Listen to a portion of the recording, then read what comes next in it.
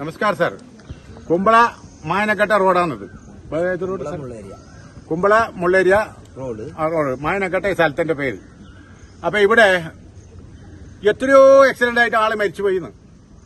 ഓതാ വളവില് അങ്ങനെ വരുമ്പോ അടിച്ചു വരുന്നത് ഇതാ അങ്ങനെ വരുമ്പോ കുറെ 1/2 കിലോമീറ്റർ അപ്പുറത്ത് അടിച്ചിട്ട് വരുമ്പോ ജാഗ അറിയുന്നില്ല. ഇത് ആൾക്കെത്തുമ്പോ സ്പീഡ് കട്ടാകുന്നില്ല വളവ്. പിന്നെ അവിടെ ഒരു 2 മീറ്റർ പിന്നെ 2-3 മീറ്റർ അവിടെ കാടുണ്ട് തീർന്ന റൈറ്റ് സൈഡിൽ. ആ കാട് ആടുന്ന മുറിച്ചാൽ ഏകദേശമുള്ള വണ്ടിയിലും വരുമ്പോ അറിയും.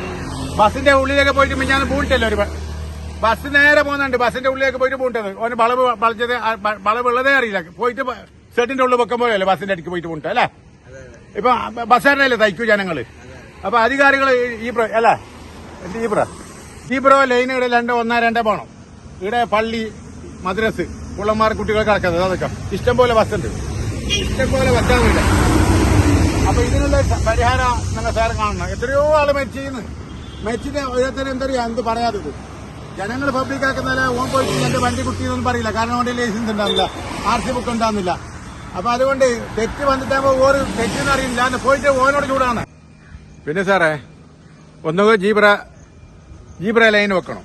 ഇവിടെ പള്ളി മദ്രസ ഉണ്ട്. ഈ പള്ളി മദ്രസിലൊക്കെ കാരണം എല്ലാവർക്കും ഇൻട്രസ്റ്റ് ഉണ്ടാവില്ല. എന്നാലും അത് പിന്നെ എന്തായാലും ജനങ്ങൾക്ക് ഉപകാരമാണ് ഞങ്ങൾ പറയുന്നത്. എത്രയോ കുട്ടികൾ ചെറിയ കുട്ടികളല്ലേ, റോഡ് സൈഡല്ലേ. അപ്പൊ ആ വളവിന്ന് അടിച്ചു വരുമ്പോ സുലഭമാകുന്നില്ലാന്ന്. ഒന്നെങ്കിലും മഞ്ഞ ഇങ്ങനെ ഡേഞ്ചർ ലൈറ്റ് ഇല്ല ഇങ്ങനെ മഞ്ഞ ഒരു സുലഭമാക്കാനുള്ളേ അതിനുള്ള സംവിധാനം ചെയ്യണം. ഇല്ലെങ്കിൽ ഇവിടെ ഒരു പിന്നെ പോലീസിന്റെ പിന്നെ ഒരു 2 ബോർഡ് ഇതില്ലേ ജാലി സുലഭമാക്കാൻ പഠിക്കും. ഒന്ന് ഇവിടെ വെക്കാൻ ഒന്ന് വാട വെക്കുന്ന അങ്ങനത്തെ ഒരു ജാലി പോകണം. ഇവിടെ എന്ത് വെക്കാൻ തമ്പിക്കുന്നില്ല. എന്തുകൊണ്ട് നിങ്ങൾ അധികാരികൾ പരിഹാരം കാണുന്ന ആൾക്കാർ മെച്ചിനായിട്ട് ഇൻഷൂർ കൊടുക്കുന്നുണ്ട്. നിങ്ങൾക്ക് കുറെ ഇതിനുള്ളൊരു സംവിധാനം ചെയ്യാൻ മരിച്ചതിന് ശേഷം ആൾക്ക് ഇൻഷൂർ എന്തിന് ഇതിനുള്ള ഒരു പരിഹാരം നിങ്ങൾ എങ്ങനെയും കാണണം സാർ. ഈ ജീബ്ര ഈ ലൈന് പോകണം. ഇല്ലെങ്കിൽ പിന്നെ മഞ്ഞ ലൈറ്റ് പോകണം സുലഭാക്കുന്നത്.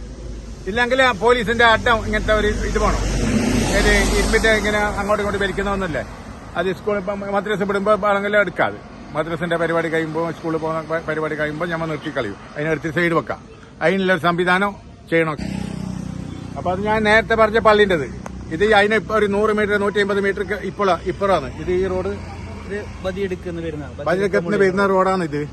അപ്പൊ ഇവിടത്തേക്ക് ഇവിടുത്തെ പുളിന്റെ ഇത് ദ്വാരകനഗർ മാവിനക്കട്ട ദ്വാരകനഗർ മുതൽ ഈ പുളിന്റെ എന്ന് പറയുന്ന പ്രദേശം വരെ ഏകദേശം 1 കിലോമീറ്ററിന്റെ ഉള്ളിൽ 1 കിലോമീറ്ററിന്റെ ഉള്ളിൽ നിങ്ങൾ ക്യാമറ തന്നെ വെക്കണം. 30 സ്പീഡല്ല 40 സ്പീഡ് ആയതുകൊണ്ട് ആളെ ഇനി കിട്ടിയിച്ചില്ല. ഒരുപാട് ആൾക്കാർ മരിച്ചു സാറ്.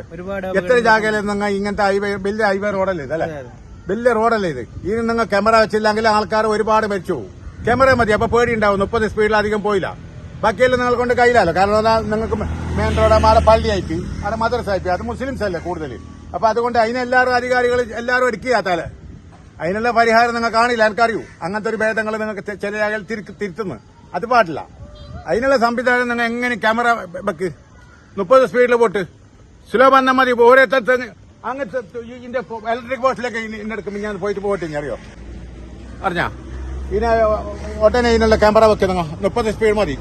ഒരു 200 മീറ്റർ ഈ ഡേഞ്ചർ ജാഗയുള്ള ടൗൺ എങ്ങനെ പള്ളി മദ്രസ് ടൗണ് നല്ലോണം ടൗണുള്ള ജാഗയിൽ 30 സ്പീഡ് മതി. 30 അറിഞ്ഞാ ആ സ്പീഡ് കുറച്ചാൽ മതി. ക്യാമറ വെച്ചെങ്കിൽ ഓട്ടോമാറ്റിക് ജനങ്ങൾ സുലഭ പോകും. ഓൻ എന്തേന്ന് മറ്റവന്റെ വണ്ടി എടുത്തിട്ട് വലിയ വണ്ടിയെല്ലാം എടുത്തിട്ട് വന്ന് വലിയ ആളാണ് സ്പീഡ് പോയിട്ട്. നിങ്ങൾക്കൊന്നും ജീവിക്കേണ്ട മക്കളെ ബാക്കി ജനങ്ങൾക്ക് ജീവിക്കണ്ടേ. ഓക്കെ. കാസർഗോഡ് നിന്ന് ഇരട്ടി മുഹമ്മദ്.